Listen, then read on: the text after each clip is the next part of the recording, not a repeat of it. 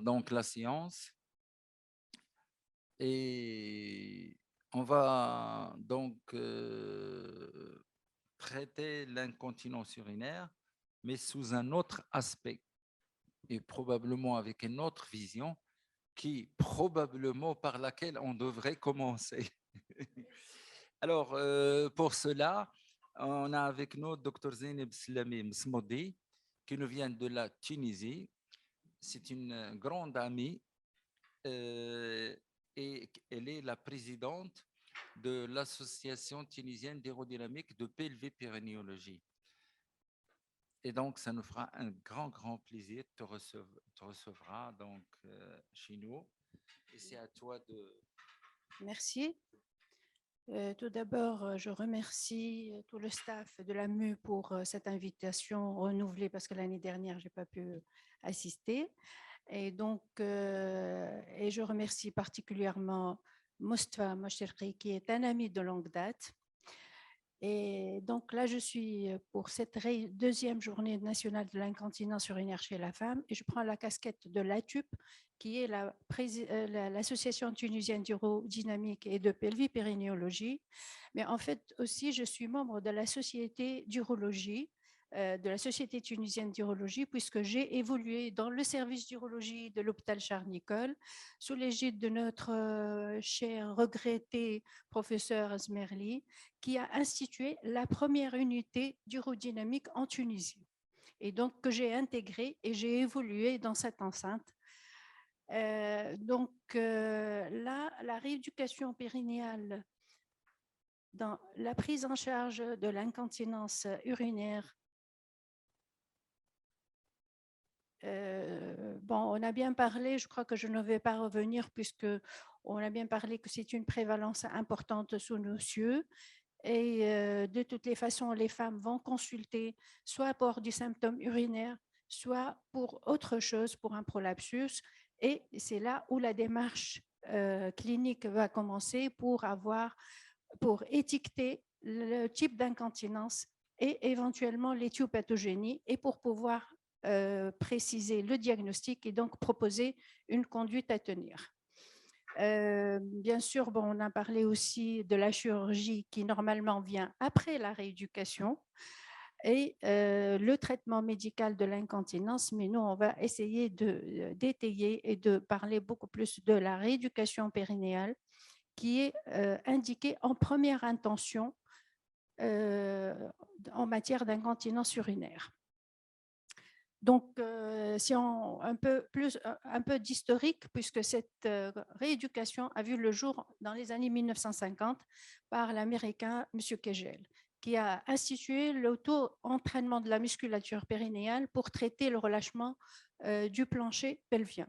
Ensuite, l'électrostimulation fut introduite en 1952 et en 1980, cette rééducation a été introduite en France par Alain Boursier. Et ensuite, en 2004, c'était quand même une décision politique pour prendre en charge cette rééducation et cette incontinence pour réduire l'handicap. Et c'est un problème de santé publique. Ils ont été considérés en tant que tels. Donc, l'indication de la rééducation du pelvipérinéal, en fait, elle a deux visées. Soit la visée préventive, et c'est en postpartum actuellement. En Tunisie, cette rééducation du postpartum n'est pas encore systématique. En France, elle est systématique. Et nous, malgré l'obtention de la prise en charge par la Caisse nationale de l'assistance médicale depuis 2008, celle-ci n'est pas encore systématique. Dans la prise en charge curative dans certaines pathologies, en principe, le prolapsus urogénital du bas grade, avec ou sans incontinence. Dans l'incontinence urinaire isolée, sans autre anomalie urinaire ou génitale ou urinaire ou neurologique. La prise en charge préopératoire d'un prolapsus de haut grade, quand on a une hypotonie périnéale importante. L'insuffisance sphinctérienne urinaire qui est mise en évidence par un bilan urodynamique, et aussi les pathologies anorectales, entre autres l'hypotonie anale qu'on peut retrouver et qui peut accompagner les pathologies urinaires. Donc, la rééducation périnéale, en fait, elle occupe une part importante dans le traitement de l'incontinence d'effort et par impériosité. Elle a pour objectif de réapprendre à la femme à utiliser correctement les muscles de son périnée et à développer sa musculature. La gymnastique périnéale réalisée à domicile est un gage d'un bon résultat fonctionnel. Alors, la démarche pour obtenir, bien sûr, pour indiquer une bonne rééducation, il faut qu'on passe par les stades qu'on a vus tout à l'heure, le bilan, l'interrogatoire, l'examen clinique, les bilans paracliniques si c'est nécessaire, et le testing musculaire, un élément très important. Donc, de cette démarche va découler une prise en charge qui va être basée sur tout d'abord une information, une prise de conscience de la région et une rééducation manuelle et des exercices de renforcement qu'on va détailler et le biobac et l'électrostimulation. Donc, ce protocole va être déterminé par le premier examen. Donc, on peut aussi être amené à préconiser une prise en charge comportementale, l'hygiène de vie, le traitement comportemental, le verrouillage et surtout, on parle aussi de la correction de la posture, qui est un élément important actuellement.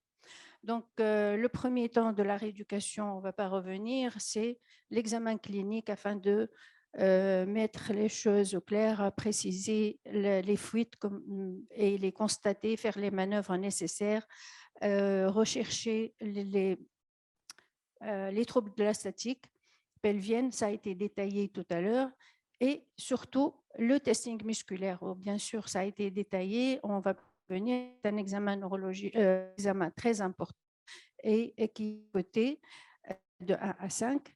Mais surtout, il faut compléter un examen neurologique, une compétence abdominale, la présence de co-contraction des troubles abdominopelviens et la statique rachidienne. Donc, le testing, alors un élément aussi important, c'est que quand on pratique le testing musculaire, on peut se rendre compte d'une inversion de la commande. Et donc là, c'est aussi une indication de la rééducation. Le testing doit être fait sur une femme relâchée, informée de l'examen pour qu'on trouve bien et on évalue bien les muscles périnéaux. Alors, la prise en charge rééducative, en premier lieu, c'est l'hygiène de vie. Et donc, on doit informer la femme de la prise de poids et la sensibiliser aux contraintes périnéales liées à la charge de pondérale.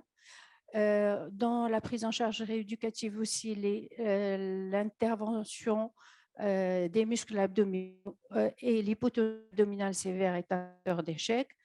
Les apports hydriques en quantité et en qualité. Et là, c'est l'intérêt du catalogue mictionnel.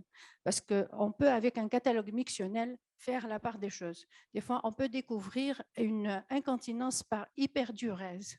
Et donc, ça, c'est le catalogue mictionnel qui va déterminer le comportement mictionnel, préciser la nature des fuites, l'importance des fuites.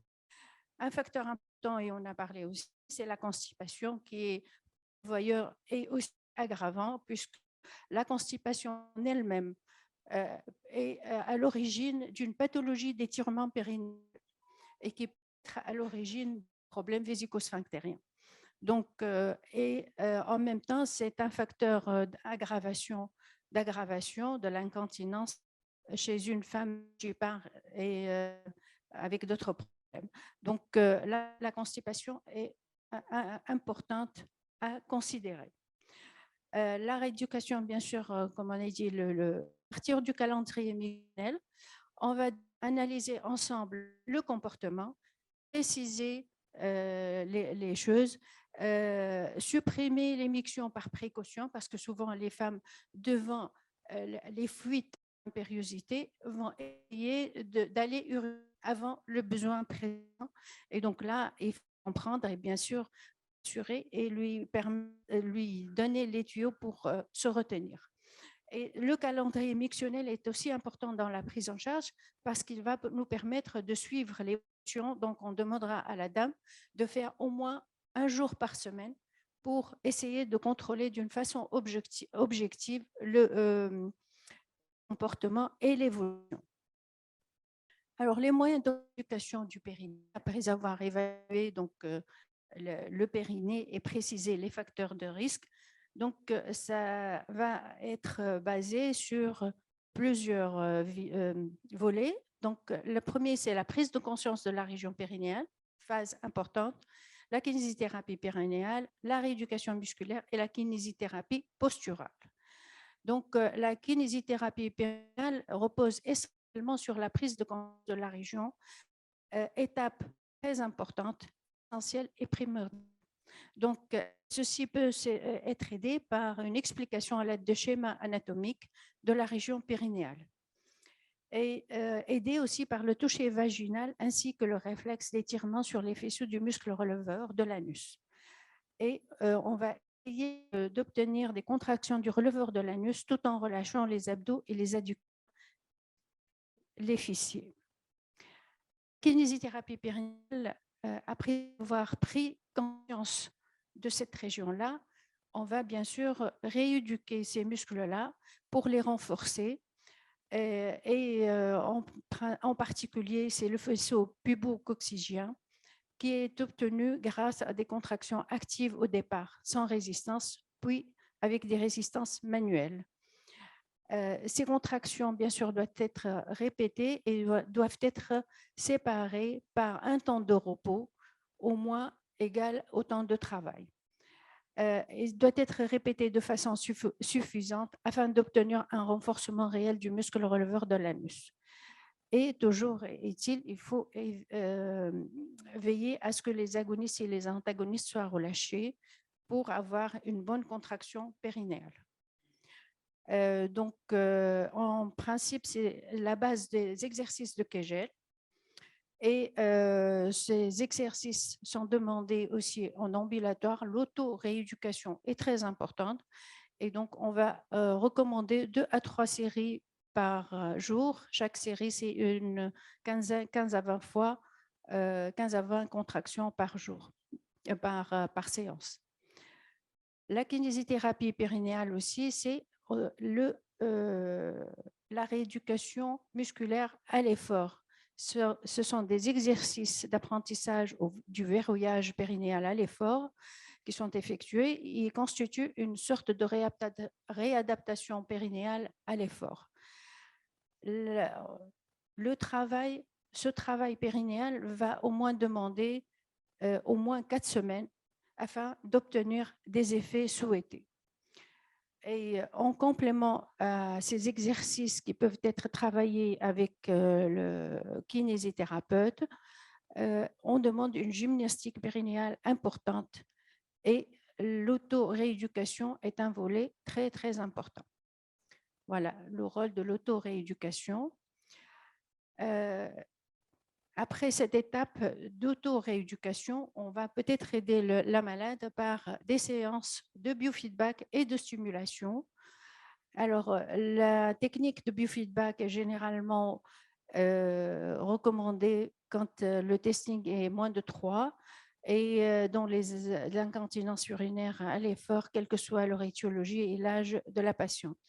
Ce biofeedback entraîne une amélioration du testing musculaire des releveurs en moyenne de 1,5 points et son effet est durable à long terme si le gain est supérieur ou égal à 2 points.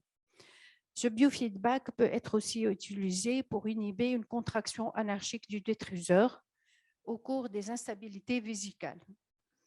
Le biofeedback vésical est rarement utilisé parce qu'il est contraignant. On doit mettre une sonde dans la vessie et c'est généralement mal toléré et dans la pratique, il est rarement utilisé.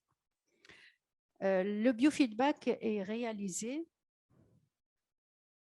à l'aide d'une machine et le feedback se fait à travers un écran d'ordinateur sur lequel va apparaître la contraction périnéale qui est qui est traduite sur l'écran à travers une sonde vaginale qu'on met et qui va être relayée à la machine. Et donc, il y a tout un programme à travailler et la femme va voir sa contraction et donc elle va pouvoir la corriger et améliorer. Les sondes, on peut choisir des sondes en fonction de la physionomie de la malade et il y a même des sondes où on peut avoir les deux côtés, droit et gauche, sur la même sonde et donc pour travailler correctement l'anomalie périnéale. La stimulation, quand on a des muscles qui sont bien relâchés, on peut aider par la stimulation. Et cette stimulation est effectuée à l'aide de la même sonde en fait vaginale, endovaginale, utilisant un courant alternatif ou biphasique. Ou à l'aide d'une stimulation du nerf tibial postérieur. C'est une méthode plus tolérée, facile, utilisant des électrodes de contact sur la face interne de la jambe. Et généralement, les vieilles dames sont mieux quand on leur utilise le nerf tibial. Et c'est une aussi stimulation qui peut être indiquée dans l'hyperactivité détrusurienne. Donc, l'électrostimulation, en fait, on utilise des courants de fréquences différentes selon que on traite telle ou telle pathologie. Donc, on utilise les basses pressions dans le but d'inhiber les contractions non inhibées dans les instabilités vésicales. Et dans les insuffisances sphinctériennes, on utilise des fréquences de moyenne fréquence. Ceci étant, cette stimulation est contre-indiquée dans les troubles sensitifs majeurs, lors de grossesse, tumeurs pelviennes, les dispositifs et même dans les pacemakers. Maintenant et de plus en plus, nous travaillons avec les médecins physiques et on collabore beaucoup. Et donc là, de plus en plus, on parle avec de la rééducation posturale, puisqu'on a remarqué que la statique lombo-pelvienne et le rachis sont très intriqués. Et donc, pour cela, il faut quand même avoir une idée sur le rachis. Et ce qu'on a remarqué, c'est que le fonctionnement du complexe architectural musculo-aponeurotique et conjonctif périnéal assure le maintien et le soutien des viscères pelviens impliqués dans la continence et liés à la charpente pelvi-rachidienne. Et là, on a une constatation de professeur Miner, l'ancien de la CIFUD aussi. L'augmentation des fuites urinaires chez les femmes en position hyperlordoise, il a constaté qu'il y a une augmentation des fuites urinaires chez les femmes en position d'hyperlordose lombaire. Donc, ceci étant, quand on prend en charge une femme incontinente, il faut considérer le problème de rachis pour aboutir à un meilleur résultat. Et donc, on va corriger les mauvaises statiques lombo-pelviennes. Et ceci donc vise la correction des troubles grâce à un travail de correction posturale et des exercices musculaires effectués en position corrigée. Et donc, on va corriger l'antéversion du bassin, l'hyperlordose lombaire, l'accentuation de la kypheuse et le relâchement des muscles pyrénéaux qui favorisent le prolapsus, la faiblesse des muscles relaveurs de l'anus et par la suite et par conséquent l'incontinence. Dans la prise en charge, il ne faut pas oublier la relaxation parce qu'une femme tendue ne peut pas percevoir son périnée. Donc, le fait de lui apprendre la relaxation généralisée, elle va avoir moins de tension de son corps et donc elle va prendre bien conscience de son périnée et c'est une étape essentielle dans la kinésithérapie. Dans une étude qui a été faite avec analyse de la littérature, on a relevé que la rééducation, qu'une rééducation périnéale pour l'incontinence urinaire à l'effort basée sur le renforcement musculaire est plus efficace quand elle est supervisée. Et donc, on parle de supervision, ça va être les médecins, les kinésithérapeutes et les sages-femmes, bien sûr. Les médecins, c'est particulièrement les médecins physiques. Les kinésithérapeutes, quand ils sont motivés, ils peuvent bien se spécialiser dans la rééducation périnéale, quoique ça pose un problème même chez nous parce que le tabou touche même le personnel. Et donc, ce qui fait qu'on est en train d'essayer d'encadrer. Et nous, dans le cadre de l'association de la TUP, on a fait même une formation pour les kinés, et sur 3 kinés et sages-femmes et médecins, sur 3 jours, en s'aidant de gens formateurs de la CIFUT. Donc, on a fait ça une fois et on espère refaire parce que ce qu'on voit dans le quotidien, c'est que les kinés se basent essentiellement sur le biofeedback et la stimulation, sans prendre conscience, sans travailler le périnée comme il se doit. Donc, on s'est dit, il vaut mieux les encadrer dans ce sens-là. Les sages-femmes, bien sûr, vu leur rapport avec les femmes accouchées, donc il y a certaines sages-femmes aussi qui peuvent s'intéresser et prendre en charge la femme accouchée pour la rééducation en postpartum. Bien sûr, pour la formation, donc il faut former, comme on a vu, c'est des DU un peu partout.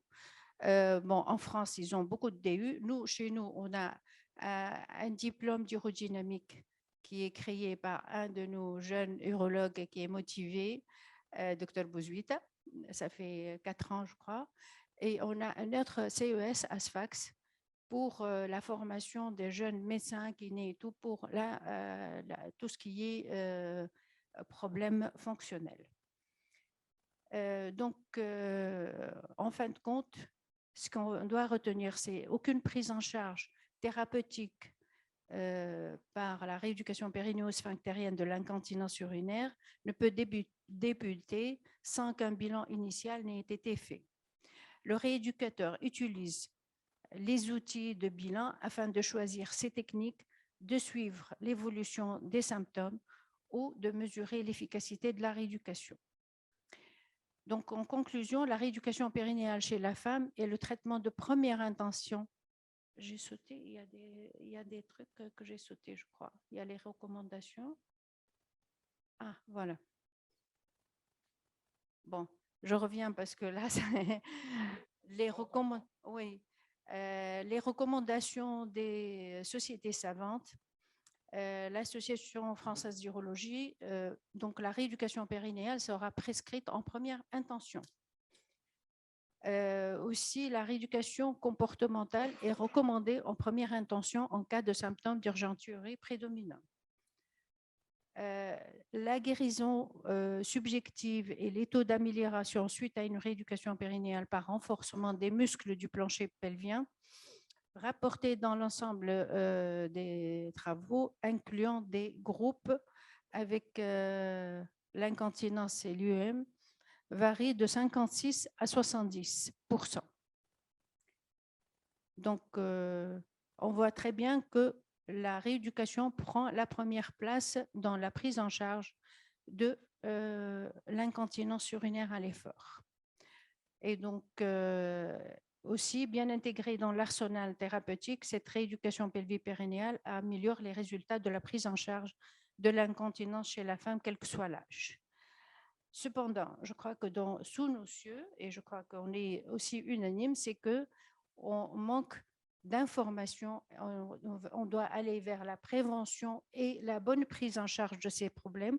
Et donc, en premier lieu, c'est l'information. Et donc, aussi bien la sensibilisation du corps médical pour que le personnel prenne en considération l'aspect de la rééducation périnéale en tant que tel, aussi pour le public, parce qu'il y a un manque d'information, que c'est des pathologies, ce n'est pas une fatalité, que c'est des pathologies ou des gènes qui peuvent être prises en charge. Et donc, nous, on a fait, par exemple, dans le cadre de la TUP, on a fait une information dans le cadre pour l'énurésie. Et on a l'intention aussi de procéder à faire cette information avec les différents médias. Parce que nous, on a des émissions où on parle de la santé et dans plusieurs télévisions. Et donc, comme on a parlé de l'énergie, on a l'intention de aussi divulguer et de banaliser et d'informer cette pathologie pour que les femmes consultent le plus tôt possible, pour que le tabou soit rompu et pour réduire aussi les coûts de la santé publique, parce que quand on arrive, que les femmes arrivent au stade de prolapsus extériorisé, alors tout ça c'est par pudeur, par tabou. Alors si elle consulte un peu plus tôt, elle peut être mieux et réduire aussi les coûts de la santé publique. Donc aussi pour la rééducation du postpartum, nous, malgré la prise en charge, comme je vous ai dit, elle n'est pas encore systématique. Donc, c'est un travail à faire avec les gynécos pour que cette rééducation soit systématiquement instituée au décours de... Et d'ailleurs, la question se pose, moi, j'ai accouché par césarienne, oui, mais la césarienne n'épargne pas le périnée. Donc, il faut quand même essayer de faire passer les messages entre nous, confrères. Et bien sûr, il faut qu'on insiste sur l'hygiène de vie, l'obésité, la constipation, tout ça, c'est... Et la surveillance gynécologique régulière, parce que chez nous, elle n'est pas aussi régulière. Et donc, les femmes, tant qu'il n'y a plus de problème, on ne consulte pas. Or, au-delà de 40 ans, je crois que la consultation gynécologique doit être régulière, aussi bien pour s'assurer de l'absence de pathologies graves et en même temps de parler de ces problèmes minimes à leur début pour que les choses soient moins graves et moins gênantes et moins coûteuses. Merci.